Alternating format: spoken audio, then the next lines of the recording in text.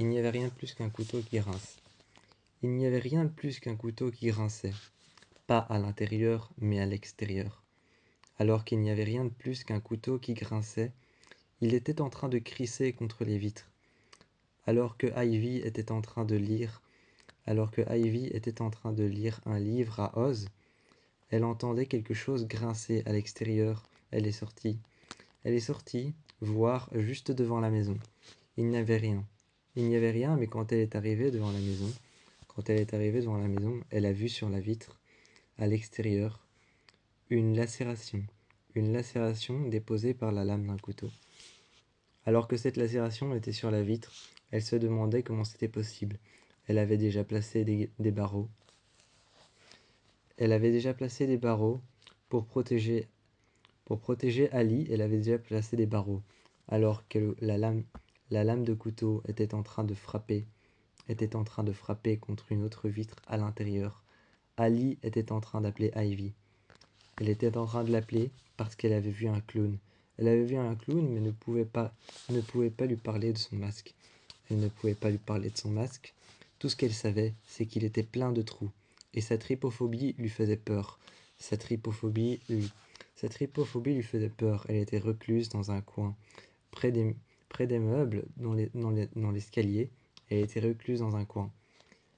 Ivy a accouru dans les escaliers pour pouvoir la rejoindre, alors qu'elle a vu Ali dans un coin qui était perturbé, qui avait peur, qui était terrifié à cause de ce clown qu'elle a vu. Elle a essayé de ne pas lui dire ce qui s'est passé, de ne pas lui dire en détail ce qui s'est passé, que quand elle lisait un livre à Oz, elle avait entendu un couteau grincer contre les vitres, alors qu'il y avait déjà les barreaux pour protéger Ali. Mais elle avait quand même aperçu le couteau grincer. Elle avait juste vu la main et le couteau grincer sur la vitre. Pendant un instant, un petit quart de seconde, et ensuite ça avait disparu dans l'obscurité. Rien de plus n'avait été laissé. Pas de traces de sang, pas de symbole, pas de smiley. Rien n'avait été laissé. Elle lui a simplement répété qu'il y avait une marque qui avait été déposée sur la vitre, par la lame d'un couteau très certainement, et que quand elle était en train de lire un livre à Oz, dans le salon, elle avait entendu un bruit qui frappait contre la vitre. Alors que Ali essayait de décrire le masque de ce clown, il était impossible de le décrire. Des yeux blancs, ronds comme des billes, des trous partout sur le visage, un bandana rouge qui couvrait le dessus de ses yeux, des deuxièmes yeux sur le côté, des trous partout. Il était de plusieurs couleurs et avait des cheveux. Un petit peu vert, un petit peu rouge, blanchâtre et mauvâtre. C'était un masque de clown, une personne avec un couteau qui marchait avec un costume de clown dans la maison. Il avait un couteau à la main et ne cessait de faire frapper son couteau sur les côtés, sur les murs, sur les portraits de famille, avec Ali et avec Ivy et Oz. Il était entré dans la maison, frappait contre les portes, et Ali avait dû se réfugier dans une chambre. Elle avait dû se réfugier dans une chambre. Lorsqu'elles se sont réfugiées toutes les deux dans une chambre avec Oz, Oz est arrivé près de ses deux mamans, près de Ivy et Ali. Elles s'y sont réfugiées et sont restées là au moins toute une nuit. Le lendemain, elles se sont réveillées et une énorme trace de sang était en train de joncher le sol. Une énorme trace de sang, encore liquide, était en train de joncher le sol. Elles sont descendues et ont suivi cette trace de sang. En longeant les parois sur le côté, en longeant le mur, elles ont suivi cette trace de sang jusqu'au salon. Jusqu'au salon et là où était parquée leur voiture. Là où était parquée leur voiture, une XC. Là où était parquée la Volvo, une XC60. Elles ont ouvert le garage et un homme était à l'intérieur, la tête contre le volant. La tête contre le volant, les bras sur le devant de la voiture. Et elles entendaient le klaxon de la voiture et ont été voir. Cet homme qui était contre le volant faisait aller le klaxon. Elles l'ont alors fait tomber en ouvrant la porte. Elles l'ont glissé et en attendant, elles l'ont mise dans la chambre froide du restaurant. Mauvaise idée, dans la chambre froide du restaurant, elles ont trouvé un deuxième cadavre. Elles ont trouvé un deuxième cadavre. Ali, qui elle, avait un flingue avec elle. Ali, qui elle, avait un fusil. Elle avait un fusil qu'elle avait montré à son psychologue. Lorsqu'elle est entrée, le cadavre était accroché en suspens. Par pure self-défense, elle a tiré. Elle a tiré juste devant Oz. Elle a regardé alors ce cadavre, et finalement, quand Ivy a allumé la lumière, ce n'était que le cadavre d'un cuisinier, les jambes coupées, sectionnées, mais soigneusement refaites avec du fil. Soigneusement refaites avec du fil, le sang coulait encore par terre, sur un cadavre de cochon qui avait été dépecelé. Ivy l'a pris, le cadavre de cochon, l'a accroché sur un crochet, l'a mis alors à refroidir dans une sorte de boîte congelée. Elle l'a mis à l'intérieur. Le cadavre de la personne, elles l'ont traîné à l'intérieur d'une armoire. Alors qu'elle avait appelé la police et que c'était de la légitime défense, alors quand elles ont appelé la police a fait un état des lieux. Elles ont fait leur déposition, ont été emmenées par la police à leur maison. Et Ivy est partie rechercher un soir. Le soir même, Ivy est partie rechercher la voiture. Partant rechercher la voiture, Ivy, quand elle a ouvert les portes, a remarqué un clown. Ce clown avec le même masque que lui avait décrit Ali. Ce masque avec des trous un peu partout, avec des yeux blancs, ronds comme des billes, avec des cheveux verts, des cheveux mauves et des cheveux rouges. Elle a regardé ce clown qui était en train de s'avancer. Elle entendait une voix de rire d'enfant un peu partout. Partout autour d'elle, il y avait cette voix de rire d'enfant. Et un autre clown est arrivé. Un clown avec un bâillon dans la bouche, et avec des yeux blancs, avec une jupe, et avec des bas. Des sortes de bas noirs qu'elle avait le long. Des sortes de bas noirs qu'elle avait le long de ses jambes. Elle portait des longues cuissardes qui montaient jusqu'à ses genoux. Ce devait être une femme. Elle était en train de s'approcher. Il y avait des petits rires de jeunes filles qui sortaient de sa bouche.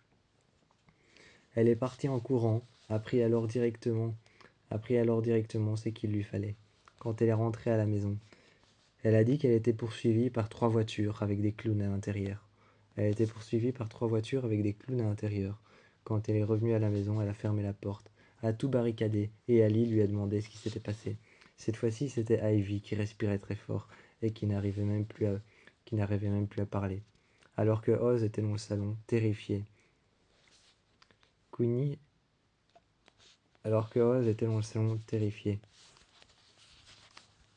est arrivée et l'a prise dans ses bras. Quand Queenie est arrivée, il l'a pris dans ses bras et elle lui a dit que tout allait bien aller. La lumière s'est éteinte dans leur maison. Queenie a regardé la maison entière. Elle est allée lui demander s'il voulait quelque chose à boire. Elle lui a servi quelque chose à boire en regardant le frigo. Le frigo était la seule lumière qu'il leur restait. Elle est montée avec Oz dans sa chambre et Ivy et Ali sont restés sur le fauteuil, se protégeant. Elles ont essayé d'appeler la police, d'appeler le 911, d'appeler les secours, mais aucun lien sur Internet, sur leur PC, ne leur permettait d'accéder au secours. Aucun lien sur leur PC ne permettait d'appeler les secours, ou alors aucun numéro ne leur permettait d'appeler les secours. Elles sont montées toutes les deux, ont été voir Queenie qui était simplement en train d'attendre avec Oz.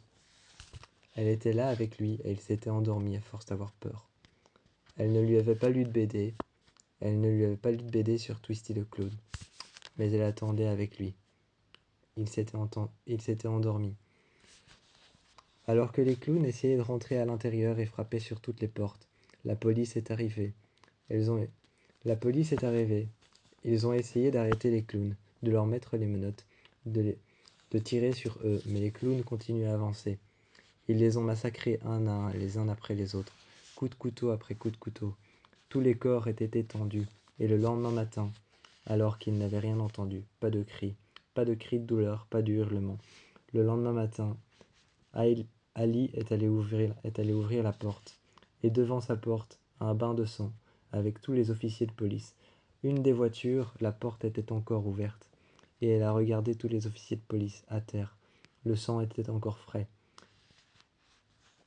Ça sentait un produit toxique. Ça sentait un produit toxique répandu par des camions, et un énorme camion noir est passé juste devant, disant qu'elle était citoyenne d'Amérique et qu'elle pouvait savoir ce qui se passait, ce qui, ce qui, ce, ce qu'il répandait dans les rues, disant qu'elle pouvait savoir. Le camion ne s'est pas arrêté, quitte à même l'écraser ou lui passer au-dessus. Ivy est arrivée par après et a regardé Ali. Elle l'a pris avec elle dans ses bras et lui a dit « Oh mon Dieu !» en regardant tous les corps qui étaient à terre. Cette fois-ci, ce n'était pas à elle de s'en occuper, ce n'était pas à eux de s'en occuper. Elles ont regardé tous les corps et ont appelé les officiers de police. Elles ont appelé les officiers de police et des gens, comme par exemple la morgue, qui pouvaient se charger de déplacer les corps. Une fois que c'était fait, que les corps étaient déplacés, une fois que c'était fait et que les corps étaient déplacés, elles pensaient pouvoir reprendre le cours normal de leur vie, mais la secte n'avait toujours pas fini leur œuvre. Le soir même, un autre clown a frappé à la porte. Un autre clown a frappé à la porte. Le soir même, une autre secte. Ils ont déposé des explosifs le long des fenêtres. Les fenêtres ont explosé. Les grilles aussi ont explosé. Et ils sont rentrés. Ils sont rentrés dans la maison. Alors que Ivy et Ali, qui étaient en train de dormir, entendaient des bruits. Elles se sont retournées et deux clowns avec des masques de poupées qui étaient en train de rigoler, qui étaient en train de rire avec de grands yeux noirs, les ont regardés avec un couteau juste devant leur masque. Le clown les a regardé Ivy et Ali, et a dit « Chut !» Ensuite, il s'est dirigé en marchant vers la porte de leur enfant. Il a ouvert la porte, et comme Oz avait l'habitude de faire des cauchemars éveillés, il l'a regardé le clown, en demandant « Est-ce que je suis éveillé ou est-ce que je dors ?» Le clown a dit « Tu dors ». Le petit Oz s'est remis à dormir, et Ivy est allée voir dans la chambre. Le petit Oz était sous ses couvertures. Mais le clown était reparti, laissant son couteau derrière lui, rien que pour laisser une menace, avec une lettre comme quoi il allait revenir. Sur le miroir, dans leur chambre, il était écrit au rouge à lèvres et il était écrit au sang et au rouge à lèvres qu'ils allaient revenir, et le symbole avait été laissé sur les draps de leur lit.